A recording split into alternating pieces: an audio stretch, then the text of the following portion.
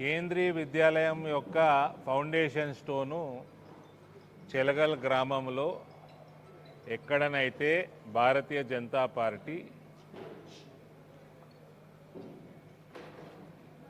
ప్రజలకు జగిత్యాల జిల్లా ప్రజలకు కన్వీనియంట్గా ఉంటుంది day scholar school, prestigious day scholar school అని ఫస్ట్ నుంచి ఎక్కడైతే కావాలని మా డిమాండ్ ఉందో అక్కడనే రాష్ట్ర ప్రభుత్వం మా కొట్లాటకి తల ఒగ్గి సరెండర్ అయి అక్కడనే పెట్టింది. మా కొట్లాట మా కోసం కాదు, ఇది జగిత్యాల ప్రజల కోసం. ఇక్కడ మీ ఎమ్మెల్యే గుట్టలల్లా, చెరువుల మధ్యలో, ఆయన చుట్టాల జాగాలల్లా తెచ్చుకోవాలన్నది. ఎవరైనా మాట్లాడేది ఉంటే బయటకు పోండి, చూడండి, ఎవరైనా మాట్లాడుతుంటే బయటికి పంపించండి. వాళ్ళ ఆస్తులు పెరిగేటట్టు ప్రపోజల్ చేసిండ్రు, కేంద్రీయ విద్యాలయ ఆఫీసర్లు వచ్చిండ్రు, వాటిని రిజెక్ట్ చేసిండ్రు. ఎక్కడ బాగుండాలో వాళ్ళు నిర్ణయం చేసిండ్రు. మేము టెక్నికల్గానే ఫస్ట్ నుంచి మా పోరాటం టెక్నికల్గానే ఉంది, అది రుజువైంది. దానికి ఎప్పుడైనా న్యాయం గెలుస్తుంది అంటే ఇదే. కానీ ఈ ఫౌండేషన్ స్టోను ప్రొసీజర్ కేంద్రీయ విద్యాలయంలో ఉండదు. జాగి ఇవ్వాలి, వాళ్ళు టకటక కడతారు, ఇనాగ్రేషన్ చేయాలి. ఇనాగ్రేషన్ మా హెచ్ఆర్డి మినిస్టర్ వస్తాడు, లేకపోతే లోకల్ ఎంపీ వచ్చి చేస్తాడు. నేను ఆల్రెడీ 2 చేసినాడు, 2 కేంద్రీయ విద్యాలయాలు ఆల్రెడీ ఇనాగ్రేషన్ అయిపోయినాయి నా నియోజకవర్గంలో. ఈ 3వది కూడా నేనే చేస్తా. ఏదో వాలంతరీ రీసెర్చు అని 5 ఎకరాలు ఇచ్చి జగిత్యాల ప్రజలని మోసం చేసే కార్యక్రమంలో మీ ఎమ్మెల్యేకి నేను అడుగుతా ఉన్నా, ఎన్నిసార్లు అడుగుతున్నా, నాకు సిగ్గురాదా? నీకేం సంబంధమయ్యా? నీకేం సంబంధం? నీకెందుకు? ఇది ప్రభుత్వము ఆడికెళ్ళి ఇన్స్టిట్యూట్ పెడుతుంది, మీరు జాగేయాలి. 10 ఎకరాలు ఆప్టిమల్ జాగా, ఐడియల్ జాగా, 10 ఎకరాలు ఇచ్చేయాలి. ఇది కాస్ట్లీ ల్యాండు, ఇది వాలంటరీ ల్యాండు, రైతులకు పనికొచ్చే. రైతుల పిల్లలే చదువుతారు ఈడ.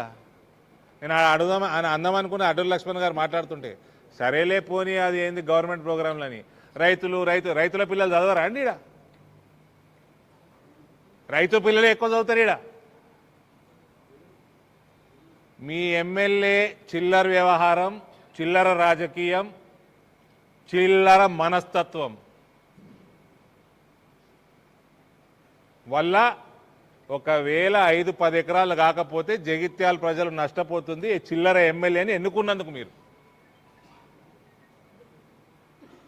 ఎవడెవడికి మెహర్బాన్ చేస్తలేడు. మరి మ్యాంగో ట్రేడింగ్ మార్కెట్ కాడవాడు రైతులే, అందరు ట్రేడర్లే కదా. ఎన్ని ఎకరాలు ఇచ్చిండ్రమ్మా? 20 ఎకరాల ఇదే జాగానా? ఈ వాలంతరి 25 ఎకరాలు ట్రేడర్లకు ఇస్తందుకు ఏం వేసుకపోయినావా? మోస్ట్ థర్డ్ రేటెడ్ ఎమ్మెల్యే ఎవడన్నా ఉన్నాడంటే తెలంగాణలో బీఆర్ఎస్ ఎమ్మెల్యే సంజయ్ కుమార్ ఉన్నాడు. ఈ కాంగ్రెస్ వాళ్ళకి దిమాగ్ లేదు. ఆయన ఎన్నటికీ కాంగ్రెస్ వాడు కాడు. జీవన్ రెడ్డిని నిలగొట్టుకున్నారు. జీవన్ రెడ్డి గారు వయసు ఎక్కువైనా, ఆయన ఫ్యూచర్లో ఎలక్షన్లు కొట్లాడినా కొట్లాడకపోయినా ఆయన ఆశీర్వాదం మీ పార్టీకి అవసరం ఉండే.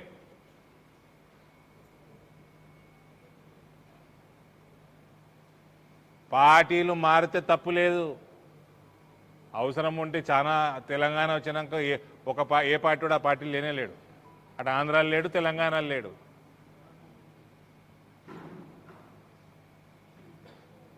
కానీ పార్టీ మారితే మొగోళ్ళమే పుట్టినాం కదా, రిజైన్ చేసి పోవాలి.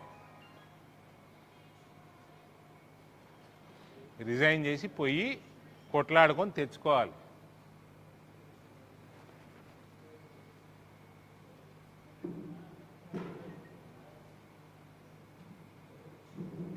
నీకే నువ్వేం సూక్తులు చెప్తావే? నీకే ఇవి లేదు, సంస్కారం లేదు, ఎథిక్స్ లేవు, నువ్వు వేరే వాళ్ళకి సూక్తులు చెప్తావా? మళ్ళీ దానికి తోడు ఇప్పుడు ఏదైనా మంచి ఇన్స్టిట్యూట్ వస్తే దానికి ఇప్పుడు నీకు ప్లే గ్రౌండ్ రాదు సరిగ్గా, రేపు ఫ్యూచర్ ఎక్స్పాన్షన్ ఉంటే పెద్ద క్వశ్చన్ మార్క్ ఉంటుంది. ఈ ముఖ్యమంత్రికి ఆల్రెడీ లెటర్ రాసిన, ఆ కాపీ మీ జిల్లా ఉమ్మడి జిల్లా మంత్రులకు కూడా పెట్టిన, ఇప్పించేయండి అని. లేదా రోజు పొద్దున్న రోడ్ ఎక్కుతామండి మర్యాద ఇవ్వకపోతే. రైతులు 25 ఎకరాలు ఎందుకు ఇచ్చినవా ట్రేడర్లకి?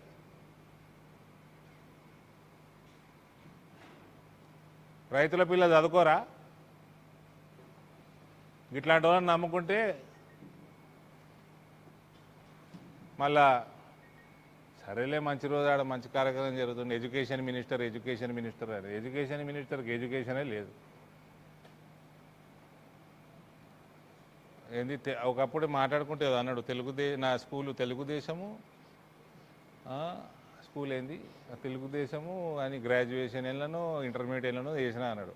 అసలు నీది కాదు తప్పయా, చంద్రబాబు నాయుడు గారు తప్పు. ఆయన దగ్గర ఉన్నప్పుడు ఏబిసిడీలు నేర్పలే,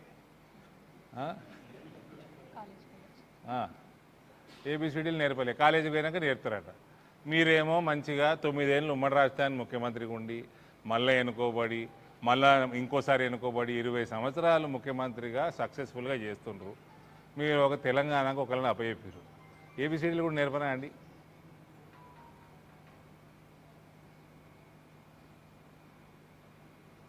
కాలేజీకి పోయి ఏబిసిడీలు, యూనివర్సిటీకి పోయి ఏబిసిడీలు నేర్చుకుంటాడు. కాబట్టి తక్షణమే 10 ఎకరాలు ఇమీడియట్గా 5ని 10 చేయాల్సిందిగా మా డిమాండు. చెప్పండి.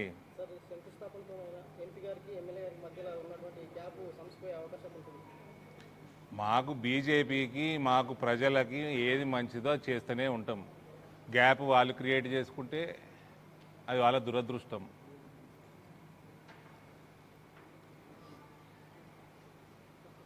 నేను చెప్పినా కదా అక్కడనే చెప్పిన, నేను ఏం రావాలి, ఎప్పుడు రావాలి, ఎంత రావాలి, ఎక్కడ రావాలి అని మేమే నిర్ణయం చేస్తాం, బాధాప్తా చేస్తాం. ఈడ నెక్స్ట్ ఎమ్మెల్యే కూడా ఎవరు కావాలి అన్నది కూడా మేమే నిర్ణయం చేస్తాం. గెలిపిస్తాం కూడా, ప్రజలు గెలిపిస్తారు.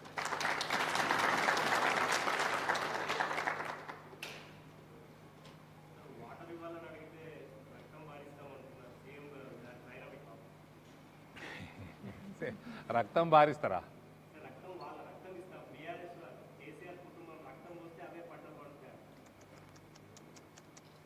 గదే చెప్తున్నా. దీనికి ఇప్పుడు ఆయన ఏమంటున్నాడు జర్నలిస్ట్ మిత్రుడు, నీళ్ళు పారించమని అపోజిషన్ పార్టీలు నీటి షార్టేజ్ ఉంది, సాగునీరు అయితే నీళ్ళు ఇస్తనే లేరు, త్రాగునీరుకు కూడా ఇబ్బంది కలిగే పరిస్థితులు వచ్చినాయి, నీళ్లు వారించవయా అని అపోజిషన్ పార్టీలు అడిగితే రక్తం బారిస్తా అంటుండ్రు.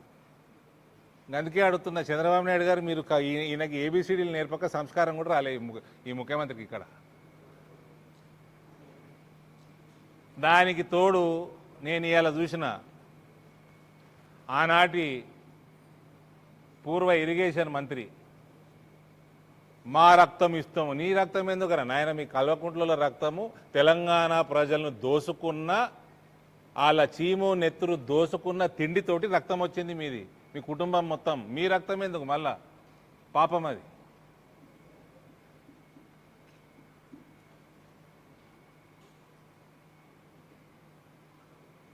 వీళ్ళ రక్తము కల్వకుంట్ల కుటుంబము, హరీషు, ఇలా అందరు పాపపు రక్తం వీళ్ళది.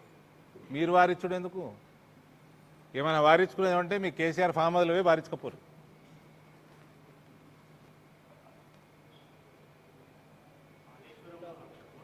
This chief minister has no idea about any department, about administration.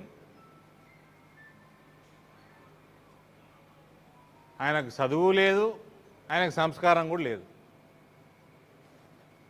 ఆయన ముఖ్యమంత్రి అయిందంటే అదృష్టానికి కరెక్ట్ టైంకి కాంగ్రెస్ పార్టీకి అధ్యక్షుడుగా అయి ఒకటి చేసిండు ఆయన. ఆయన పార్టీని అమ్ముకోకుండా టికెట్లు కరెక్ట్గా ఇచ్చుకున్నాడు. ప్రజలు గదముక్కొని ఓడగొట్టాలనుకున్నారు, ఓడగొట్టిండ్రు. ఆల్టర్నేట్గా ఈయన టికెట్లు సరిగ్గించుకొని అయిండు. అదొకటే. ఇక దానికంటే అవతల ఇవతల ఏ మంచి పని చేసింది లేదు ఈయన. అది అబద్ధాలు చెప్పాడు. మేనిఫెస్టో మొత్తం పుట్టాడు అబద్ధాలు. కాంగ్రెస్ మేనిఫెస్టో. కేంద్రీయ విద్యాలయం వచ్చింది. జాగా ఎట్లా అయ్యాలి? ఎవడు అయ్యే జాగా కాదు ఇది. ప్రజల జాగా, భారతదేశం జాగా. అన్ని జిల్లాలు అన్ని రాష్ట్రాలు ఇస్తారు, మీరు కూడా ఇవ్వాలి. కేంద్రీయ విద్యాలయము రేపు చాలా అవుతుంది, 2 నెలలకు కంప్లీట్ అవుతుంది, మీకు అందుబాటులోకి వస్తుంది. ఆ మొత్తం ప్రాసెస్లో భూమి పూజ కార్యక్రమమే లేదు. ఈ లేదో మేము చేస్తున్నాం, మేము చేసినాం అని స్టేట్ గవర్నమెంట్ వాళ్ళు చేస్తామంటే సరే అని నేను 200 కిలోమీటర్లు పొద్దున్న లేచి సండే నాడు వచ్చినందుకు 10 ఎకరాలు ఇస్తారేమో అనుకున్నా. ఏది ఇలా జేబులోకి వెళ్ళి ఇచ్చినట్టు. అది కూడా తెచ్చుకుంటాం 10 ఎకరాలు. జగిత్యాల ప్రజలకు మా హామీ, आज नहीं तो कल पक्का 10 एकड़ होता केंद्रीय विद्यालय. నేను మొండోడిని, నేను చాలా మొండోడిని. నేను కాదు, అమిత్ షానే ఈడనే కొరుట్లాలు అన్నాడు, నిజామాబాద్లు అన్నాడు, ఆర్మూర్లు అన్నాడు, మస్తాలు అన్నాడు.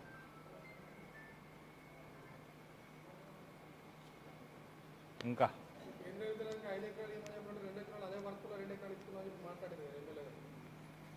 మీ ఎమ్మెల్యే ఆయన గురించి ఎందుకు ఇప్పుడే అన్నా కదా మస్తు అన్న, మళ్ళీ ఎందుకు అనిపిస్తున్నావు?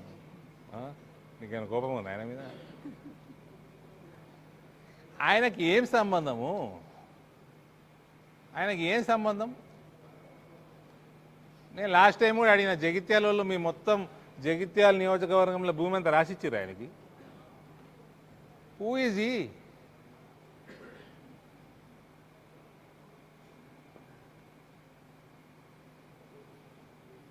ఆ జియో తీసినందుకు అందుకే చెప్తున్నా చదువురాది ముఖ్యమంత్రి కానీ. ఆ 2 ఎకరాలు జియో తీస్తారా అండి? అది రిజెక్ట్ అవుతుందని తెలుసు, చిన్న పోరాటాలకు కూడా తెలుసు.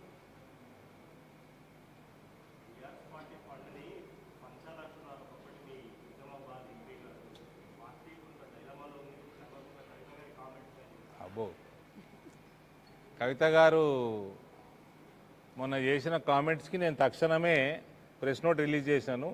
దాని మీద పూర్తి ఎంక్వైరీకి, అవసరం ఉంటే సిబిఐ ఎంక్వైరీకి రేవంత్ ఇమీడియట్గా పెట్టాలి.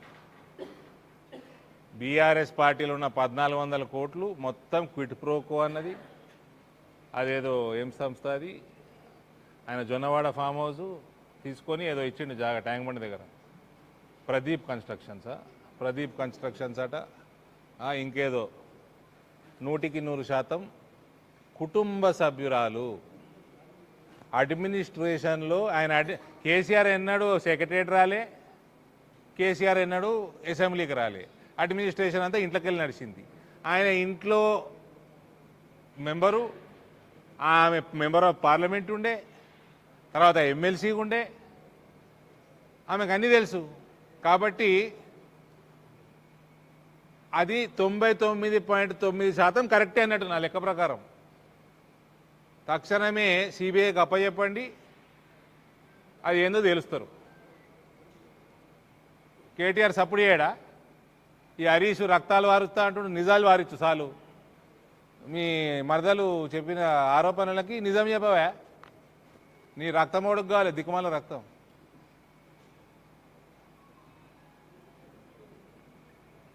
నిజం చెప్పు.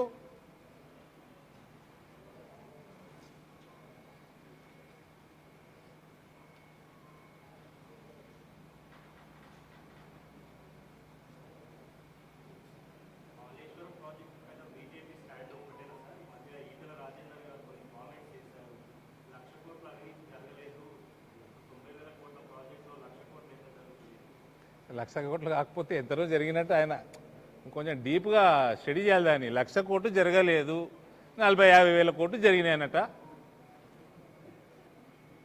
ఆయన చెప్పలేక చెప్పిండు. అన్నిట్లా వేరే వార్తలలో బిట్వీన్ ద లైన్స్ మీరు రీడ్ చేస్తారు కదా, ఇంట్లో కూడా రీడ్ చేయండి.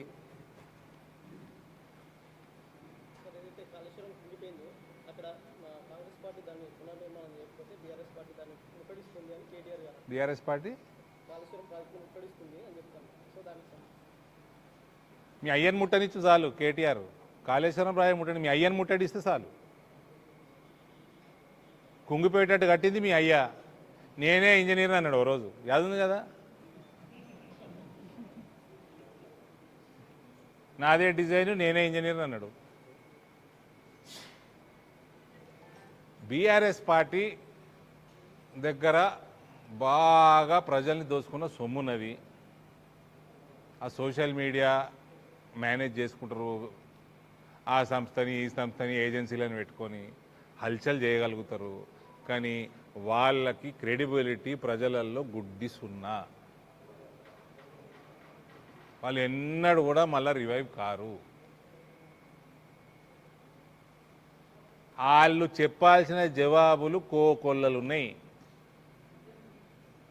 ఒక్క జవాబు చెప్తలేరు. Biggest disappointment is Revanth. ముఖ్యమంత్రి అయి అడ్మినిస్ట్రేషన్ అమ్ముకుంటున్నాడు, యాక్షన్ తీసుకుంటలేడు. నీకు అంత పెద్ద కమిషన్ వేసుకున్నావు, ఇదేం కమిషన్ కాళేశ్వరం మీద వేసుకున్నాయినా ఘోష్ వేసుకున్నావు. రిపోర్ట్ ఇచ్చినాక నువ్వు యాక్షన్ ఎందుకు తీసుకుంటలేవు?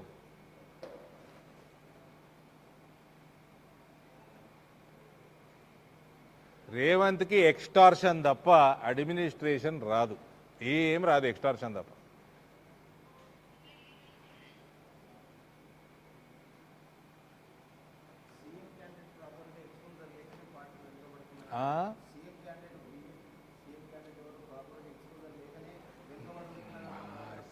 మా సార్ మాది జాతీయ పార్టీ, మా బలం మా భావాజాలం, మా బలం మా భావాజాలం. నేను చాలాసార్లు పొలిటికల్ ఆన్సర్ కూడా ఇచ్చిన. We have Modi, we have voter with us. ఈ రెండింటిని కలిపే బాధ్యత ఇక్కడ పార్టీది. దాంట్లో భాగం పార్టీ యొక్క యాక్టివిటీసు, 80% పార్టీ యొక్క క్యాండిడేట్. ఆ కనెక్టింగ్ చేసే బ్రిడ్జ్ కార్యక్రమం బీజేపీ తెలంగాణ చేసుకుంటే చాలు. Voter is ready, leader is an established leader. Is no more BJP leader or India, is a global leader.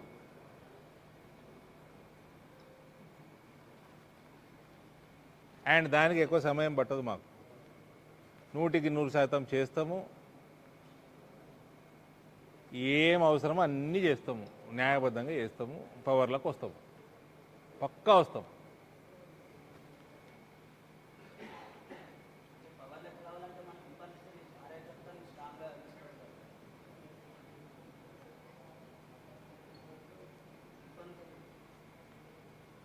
ఇంకా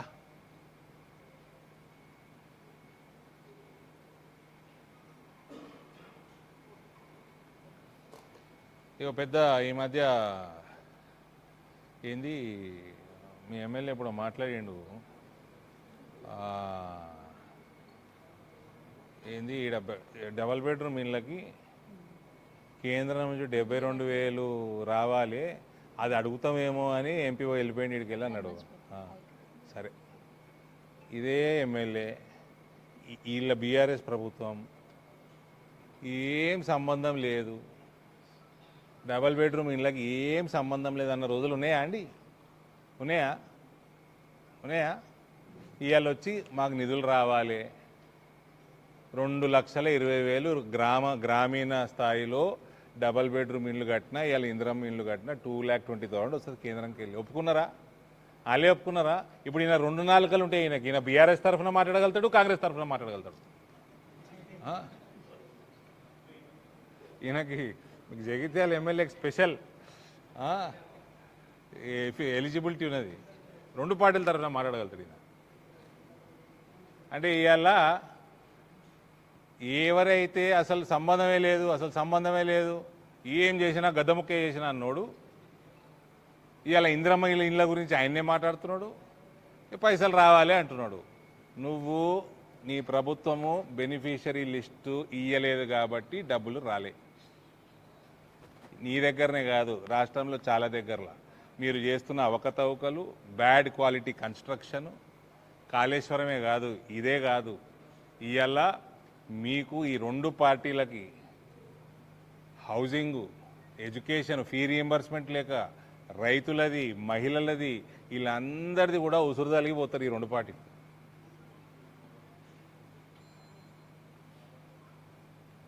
మొత్తం వ్యవస్థలను నాశనం చేసిండ్రు బీఆర్ఎస్, తర్వాత ఇప్పుడు కాంగ్రెస్. నాశనం చేసే ప్రక్రియలో అప్పుడు అటున్నాడు మీ ఎమ్మెల్యే, ఇప్పుడేమో ఇటున్నా అంటుండు.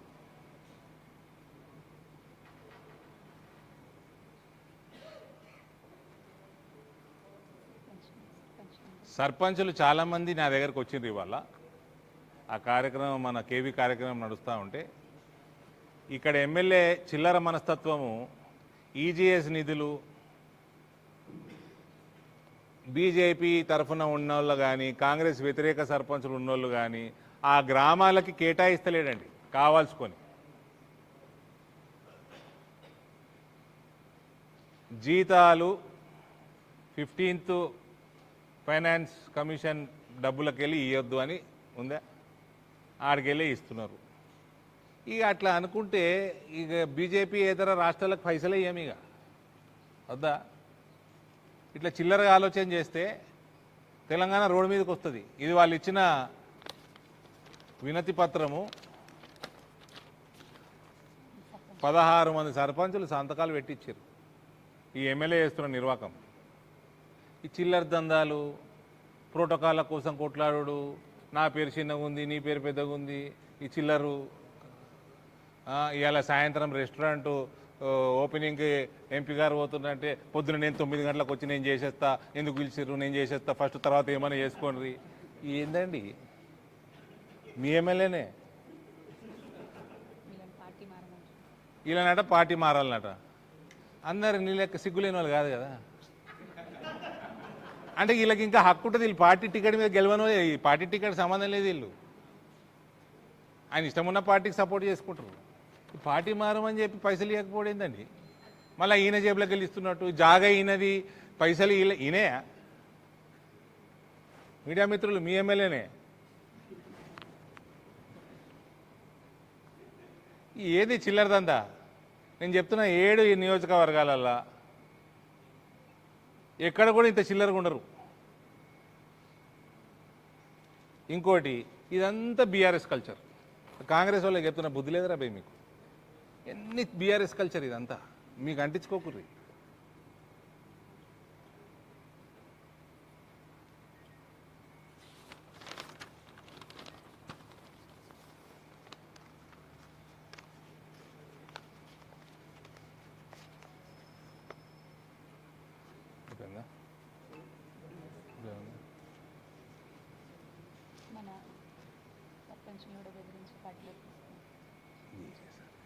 ఇట్లా బెదిరించి కౌన్సిలర్లని, సర్పంచ్లని, జెడ్పీటీసీలని, ఎంపీటీసీలని తీసుకొనే కవిత ఈ పరిస్థితి అయింది. నెక్స్ట్ మీయోడే.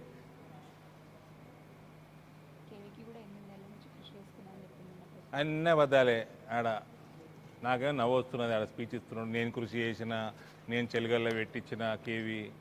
దానికంటే పచ్చి అబద్ధాలు ఉంటాయండి? పచ్చి అబద్ధాలు ఉంటాయా? ఈయన ప్రపోజ్ చేసిన జాగాలు కేంద్రీయ విద్యాలయం ఆఫీసర్లు వచ్చి తిరస్కరించినాక మేము ఎక్కడి నుంచి అయితే ఫస్ట్ పెట్టాలన్నది ఆడనే ఫైనల్ చేసుకొని ఇవాళ ఆయనకి ఇవ్వాల్సి వచ్చింది, వాళ్ళ ప్రభుత్వానికి ఇవ్వాల్సి వచ్చింది. దానికి కూడా సిగ్గు లేకుండా అబద్ధాలు చెప్తున్నాడు ఆడ. ఈ జగిత్యాల ప్రజలు నిర్ణయం చేసుకోవాలి.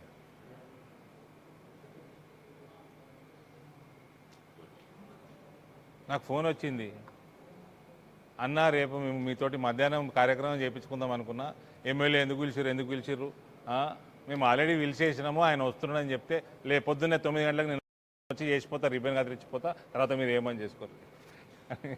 సరే నాకు ఫోన్ వస్తే చేసుకుని ఆయన ఎందుకులే, నేను దందా చేసుకునేటోడు ఎందుకులే.